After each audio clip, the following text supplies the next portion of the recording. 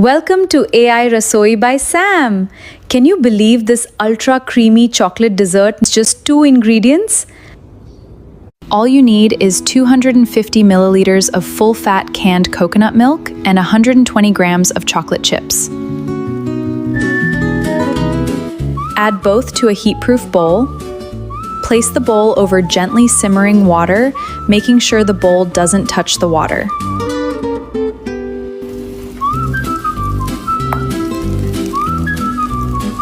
Pour into small serving cups and get ready for the easiest chocolate treat. Refrigerate for at least 2 to 3 hours until beautifully set. And look at that, rich, silky, and completely irresistible. Serve it chilled as a dessert or loosen it slightly and use it as a decadent cake filling.